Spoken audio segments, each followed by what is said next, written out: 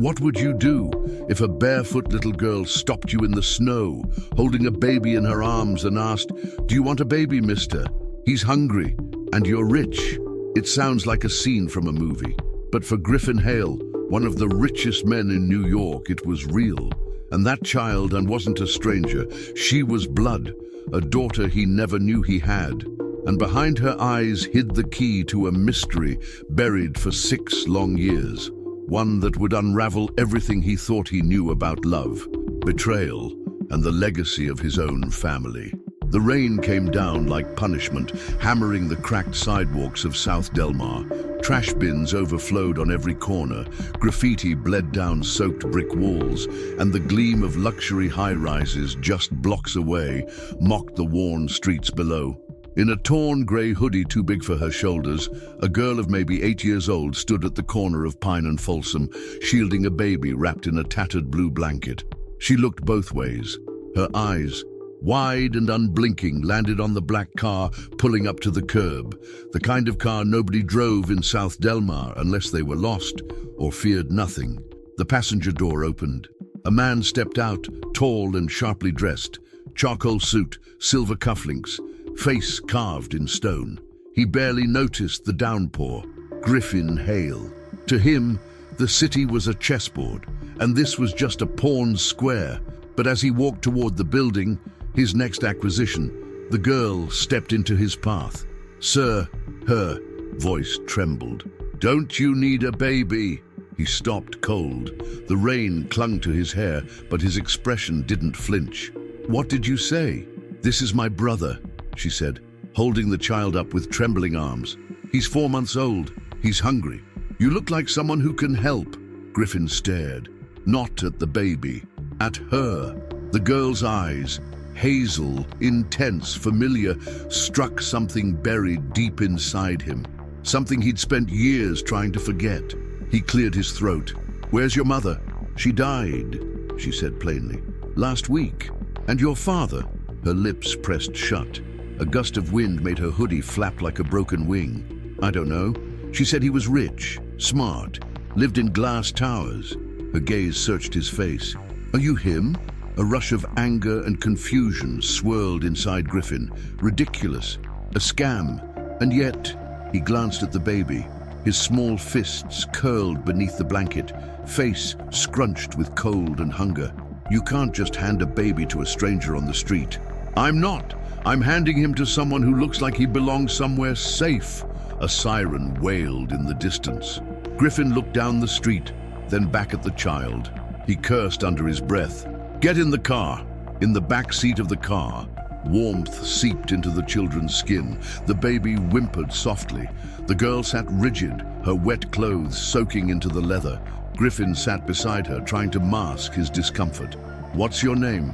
he asked finally. "Emery." The name twisted in his mind like a blade. "Emery what?" "I don't know. Just Emery." "And the baby?" "His name's Silas." Silas. Another name that didn't help the aching pit forming in Griffin's gut. She turned to him. "Do you know who we are?" "No," he said, perhaps too quickly. But he'd heard the name Emery before, whispered in a past he swore he'd buried. Griffin cancelled the rest of his meetings. That never happened. But as they arrived at his penthouse, he found himself watching Emery's cautious steps, her wide eyes, scanning every inch of the polished floors and tall windows. "Is this a hotel?" she asked. "No, it's my home." Her small hand brushed against the marble countertop as she followed him through the open kitchen. "Do rich people live alone in homes like this?" Griffin hesitated. "Some do. My mum said my dad lived in a place like this. She said he used to love her before everything went bad." Griffin's heart thudded. "What was your mother's name?" She looked up at him, and for a moment, the room seemed to spin. "Her name was Callie." He dropped his glass. Shards scattered across the floor, but he didn't move. Callie. 20 years ago, Griffin had left a girl named Callie behind. A girl with a fire in her eyes and a secret she said she couldn't tell him yet. A girl who vanished before he could find her again. Was it possible? Had she carried a child he never knew existed? Children. Night fell. Silas slept in a guest room wrapped in new blankets. Emery refused to sleep. until Griffin answered one question. "Are you my dad?" He looked at her, at the way she stood, proud and scared, just like Callie used to be. "I don't know," he said, "but I'm going to find out." And for the first time in years, Griffin Hale didn't feel like the master of his world. He felt like a man standing on the edge of something vast and unfinished. He picked up his phone. "Celia, call my private lab. I need a DNA test. Tonight." In the silence that followed, Emery curled beside her brother and whispered, "Mom said he was a good man, even if he didn't know." Griffin stepped out of the room, heart pounding. Outside, the city buzzed beneath the rain-soaked glass towers, and deep inside his soul, a storm had just begun. The warmth of the penthouse felt foreign to Arya. Her coat still damp from the rain, she stood awkwardly at the edge of the spacious living room, while Griffin knelt before her and Micah. The toddler clung tightly to his sister, his wide eyes scanning every movement. "You're safe now," Griffin said softly, his voice barely above a whisper. Arya didn't respond. "You're hungry, aren't you?" he added, rising and signaling to Celeste, who'd been waiting silently in the doorway. "I'll get the kitchen to prepare something," Celeste offered gently, disappearing down the hall. Griffin led them to the plush couch, but Arya refused to sit. Her eyes darted around the luxurious space, confusion and suspicion twisting in her features. "Why did you bring us here?" She asked. Griffin paused, choosing his words carefully. "Because no child should be begging on the street, especially not ones who matter." Arya narrowed her eyes. "You don't know us." Griffin didn't argue. Instead, he nodded. "Not yet, but I will." Later that night, with Micah asleep in one of the guest rooms, Arya sat curled up in a blanket on the edge of the bed, staring out at the rain-blurred skyline. Celeste had brought her hot tea and offered pajamas that were still too large. She hadn't touched the tea. Griffin knocked softly before stepping in. "I wanted to say goodnight." "Did you know my mother?" Arya asked suddenly. The question hit him like a cold slap. He hesitated. I think I might have." "What was her name?" Nia Matthews. She used to sing all the time until she got sick. Then she cried more than she smiled." Griffin's chest tightened. The name brought back memories long buried, a woman with defiant eyes, a quiet strength, and a voice that once whispered dreams into his ear. "She said your name once. She said if anything ever happened to her, I should find Griffin Hale." The next morning, Griffin sat in his study, a manila envelope trembling in his hands. Celeste had taken the liberty of running a DNA test overnight, pulling from a strand of Arya's hair left on the couch. He hesitated before opening it. Positive. His heart pounded in his ears. He was a father. The room spun briefly before he found his breath again. He stood, pacing, his fingers running through his hair. This changed everything, not just his legacy, but his soul. "Celeste," he called out hoarsely. She appeared in the doorway. "Yes, Mr. Hale? Get me everything we have on Nia Matthews, every file, every connection. I need to know what happened, all of it." That afternoon, Arya wandered through the penthouse halls, stopping by a painting that caught her eye. It was abstract, a swirl of deep reds and cold grays. "My mother painted something like this once," she said aloud. Griffin had been standing behind her. "Did she?" She turned, startled. "You keep walking up on me." "Old habit." They stood in silence for a moment. Then Arya asked, "What if I don't want to stay here?" Griffin looked her in the eye. "Then I won't make you, but I hope you'll give this a chance. I want to know you." She crossed her arms. "Why now, after all this time?" He looked away. "Because I didn't know you existed. But now that I do, I'm not going to ignore it. Or you." Late that night, Arya crept out of bed and wandered into the library. The walls were lined with books, but what caught her attention was a series of photo frames tucked in the corner. Images of Griffin at award ceremonies, ribbon cuttings, and a few personal moments. Then, one photo caught her breath.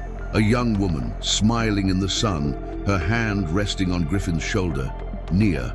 Tears welled up in Arya's eyes. Her mother had once been part of this world. This man had meant something to her, And now, he meant something to Arya too. She turned to the shadows.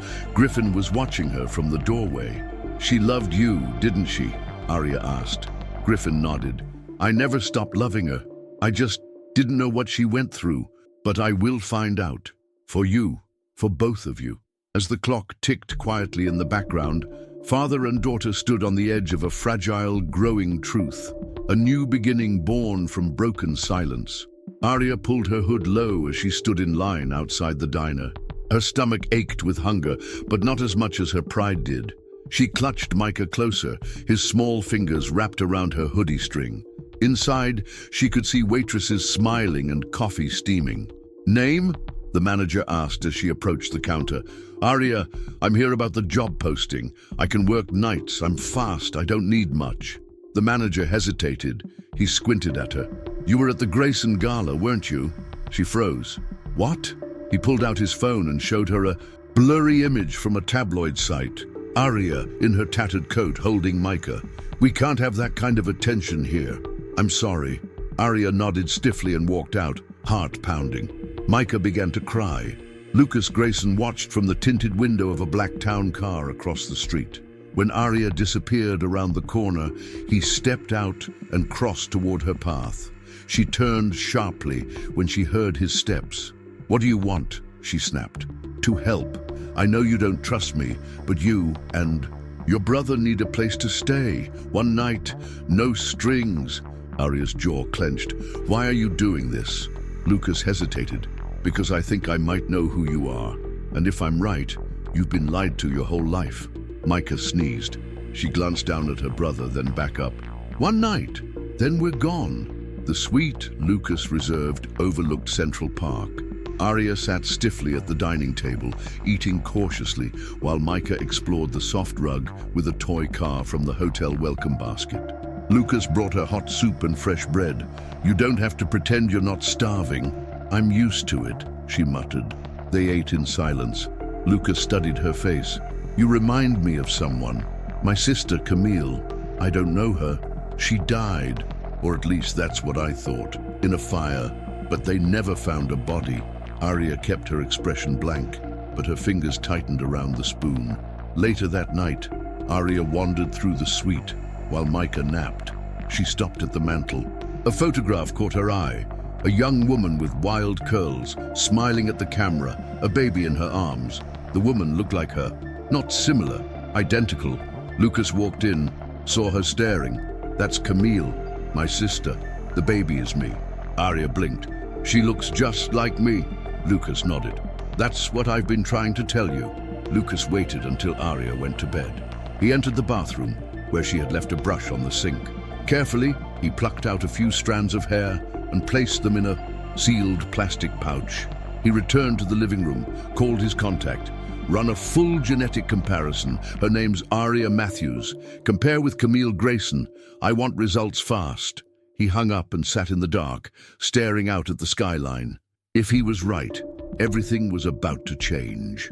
The following morning, Lucas sat alone in the suite's office, the pale light of dawn filtering through the floor-to-ceiling windows. A courier envelope rested on the desk before him, its seal unbroken. He stared at it for several long minutes, then took a breath and opened it. Positive. Camille Grayson was Arya Matthews' biological mother, his niece. He exhaled sharply, a mix of awe, guilt, and a strange relief. She wasn't some illusion. She was family. He rose and walked to the guest room. Arya was awake, sitting cross-legged on the bed, feeding Micah dry cereal from a cup. Her eyes flicked to him. "What?" Lucas sat at the edge of the bed. "I got the results. You're my niece." Arya stared. "My what?" "Camille was your mother. That means..." No, she died. My mother died in a fire. The body was never found, Arya, and I think she might have faked her death to protect you." Micah reached for more cereal, and Arya's hand trembled as she gave it to him. "Why would she do that?" Lucas looked away. "Maybe because of us, our family." Lucas arranged a meeting with an old family lawyer, Mr. Alcott, retired, discreet, and sharp despite his years. They met in a quiet, private club downtown. The air smelled of old books and cigar smoke. "Camille Grayson," Lucas said, "tell me everything you never told me." Alcott sighed, folded his hands. "Your father, he feared scandal. Camille had a breakdown. He said she was a threat to the family's image. She wasn't crazy, no, but she was passionate, rebellious, and pregnant. Your father sent her to a facility upstate, claimed she ran away and died in the fire." Lucas clenched his jaw. "He lied to me, to all of us." Alcott passed him an envelope. "She left this for her child." That evening, Lucas handed the envelope to Aria. She opened it slowly, unfolding a single sheet of aged paper. Her mother's handwriting, looping and urgent, filled the page. "My dearest Ava, if you're reading this, it means the truth has found you. I'm sorry I couldn't stay. I wanted to, more than anything. But I had to protect you and your brother. They would have taken you from me. One day, you'll understand the choices I made. Follow the cranes. They'll lead you to me. I love you, always." Camille Aria's hands trembled. Her vision blurred. "The cranes." Lucas leaned forward. "What does that mean?" "She used to fold paper cranes, hundreds of them, when she was sad." Later that night, Aria wandered into the study. She searched through drawers until she found a hidden compartment behind a row of books. Inside, a stack of old newspaper clippings, a lighter, and a red leather diary. She flipped through the pages. Camille's words unraveling like thread. January 12th. "They watch me all the time. I pretend to take the meds. I fake sleep. I fold cranes when I can." February 4th. "The fire. It's my only chance. I'll leave Ava with the nurse. She'll say I died." March 1st. "I saw her. My baby. They didn't catch me. I held her. She smiled." Aria gasped. She was there, all this time. Lucas found her still in the study. "She didn't die," Aria whispered. "She escaped. She came back for me. She left the cranes. And she's waiting." Lucas nodded solemnly. "Then we find her." She looked at him, really looked. "You believe me now?" "I do, and I believe she left a trail, one only you can follow." As Aria clutched the diary to her chest and Micah stirred in the next room, the unspoken promise filled the air. They would find Camille. They would bring her home, together. The countryside was silent as Lucas parked the car near the crumbling remains of the group home. Nature had begun reclaiming the place. Ivy crawled up. The brick windows were long, shattered, and silence pressed heavy on every step they took. Aria hesitated at the gate. Micah stirred in the sling against her chest, murmuring softly. "I used to dream about places like this," she said. "In nightmares." Lucas gave a gentle nod. "This is where Camille was last seen. It's where her paper trail ends, at least officially." They stepped through the broken threshold, their footsteps crunching glass and debris. In what used to be a rec room, the faded remains of children's drawings covered one wall. In the corner, a scattering of folded paper cranes. Aria's breath caught. She was here. Lucas crouched, picking up a yellow crane. Written on the wing, "Find the light in the ashes." The phrase echoed in Aria's mind as they followed clues from place to place. At a shuttered bookstore in Queens, a bookseller remembered a woman named Camille who'd trade handmade crafts for paper and ink. One day, she'd left behind a bundle of origami birds. Tucked inside one crane was an address. They followed it to a flower shop near the East River.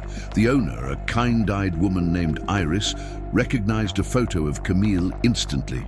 She called herself May, sweet, soft-spoken, came every week for white lilies. Then, one day, she just stopped. "Did she say where she was going?" Aria asked. Iris nodded. "She left something for you. Said one day you might come." She returned with a sealed envelope, fragile with age. Back in the car, Aria opened the inside, a map of upstate New York and a letter. "My darling Ava, you are stronger than I ever was. If you're reading this, it means you've already begun to find me. There is a place, our place, where I dreamed of raising you before everything went wrong. You'll find me there. Follow the cranes." Lucas spread out the map on the dashboard, examining the hand-drawn markings. "This It's pointing toward the cottage in the Catskills. That's where she was hiding before the fire. Arya traced the route with her finger. Then we go there, tonight. Driving through winding roads and towering pines, Arya clutched the letter in her lap like a lifeline. Micah slept beside her, unaware of the weight pressing on every heartbeat. Lucas kept his focus on the road. Are you ready for this? No, Arya said, but I need it. I need to know she didn't abandon me, that she fought, that she loved me. They arrived just after sunset. The last light of day painted the trees in gold. The cottage stood at the edge of a frozen lake, half covered in snow and silence. Lucas hesitated. You should knock. Arya stepped up the creaking porch, heart thudding. She lifted her hand, and before she could touch the door, it opened. An older woman stood there, frail, pale, her hair white and wild, but her eyes, Arya saw her own reflection in them. Ava, the woman whispered. Arya trembled. Mom! Camille staggered forward and pulled her into an embrace that time couldn't erase. From the car, Lucas watched, tears blurring his vision, as mother and daughter were finally reunited. And inside the cottage, paper cranes lined every windowsill, waiting. The snow crunched beneath their feet as Lucas and Ava approached the cottage hidden deep in the upstate woods. The house was smaller than Ava remembered from the faded photographs, weather-worn, with ivy creeping up the sides. Smoke rose from the chimney. Lucas hesitated before knocking. The door creaked open. Camille stood there. Her hair was streaked. With grey, her frame thinner, her eyes tired. But when they landed on Ava, they lit up with instant recognition. Ava! Her voice cracked like a forgotten melody. Ava stood frozen, heart pounding. Mom! Camille reached forward, fingers trembling. My baby, you found me. They collapsed into each other's arms. No words, just sobs. Years of separation burned away in the warmth of their embrace. Lucas turned away to give them privacy, but his eyes shimmered. Inside, the cottage was sparse, but warm. A fire crackled in the hearth. Camille made tea with shaking hands. They told me you died, Ava said quietly. Camille nodded. They wanted me gone. I was a stain on their legacy. A daughter with a diagnosis, pregnant out of wedlock. Your grandfather, he gave me a choice. Disappear quietly or lose you. Lucas looked up. Why didn't you fight back? I did, she said, her voice firm. But no one listened. They paid off the hospital, staged the fire. I barely escaped. I watched Ava from afar. For years, until they moved her again. After that, I thought it was safer for you if I stayed hidden. Ava wiped her eyes. I needed you, and I never stopped trying, Camille whispered. Lucas stood at the edge of his father's hospital bed. The once powerful patriarch was now a husk of himself, connected to machines, his breath shallow. Camille is alive, Lucas said, and Ava is her daughter, my niece. The old man blinked slowly. You did this. You lied. You stole her life. Raspy breath. Hey, legacy had to be protected. Lucas leaned in, voice cold. You destroyed your own blood for an illusion. His father turned his head. A single tear slid down. It was all for nothing. Lucas left without another word. Ava stood before the press, hand in hand with Lucas. The courthouse steps buzzed with reporters. My name is Ava Grayson, she began, voice steady. For years, I lived in shadows, told my mother abandoned me. But the truth is, she was forced into silence by the people who feared her strength. She held up the diary. This is her voice, and it will be heard. Inside, the courtroom was tense. Ava's legal team presented irrefutable documents, DNA tests, medical records, letters. The judge ruled swiftly. The inheritance rightfully belonged to Camille's daughter. Outside, Lucas placed a protective arm around Ava. You did it. We did it, she corrected. Months later, the cemetery was quiet. Snow blanketed the headstones. Camille's marker was simple. Beloved mother, unbroken spirit. Ava placed a bouquet of paper cranes at the base. Lucas stood beside her. She would be proud. She is, Ava said. I feel her. Every time I say my name. She turned to him. Thank you, Uncle. He smiled, eyes glinting. Anytime, niece. They walked away. Theo nestled in Ava's arms, the cold wind softened by the warmth of redemption. Behind them, a crane fluttered in the breeze, resting gently on Camille's grave, a final message carried by love, not ashes. What if the child you were told never existed suddenly stood in front of you with your eyes, your blood, and a plea that shattered everything you thought you knew? When She Called Him Daddy is more than just a story of reunion. It's a gripping journey through betrayal, buried truths, and a legacy built on lies. But here's the real question. How far would you go to protect a family you didn't even know you had? And if the greatest enemy wore your family's face, would you still fight to belong? Let us know in the comments, what would you have done in Griffin's place? If this story moved you, made you think, or even left you with chills, don't forget to subscribe. We bring more emotional stories just like this one, full of twists, heartbreak, and revelations that keep you guessing until the final scene. Turn on notifications so you never miss the next jaw-dropping journey. And most of all, thank you for being part of this community. Your voice matters here.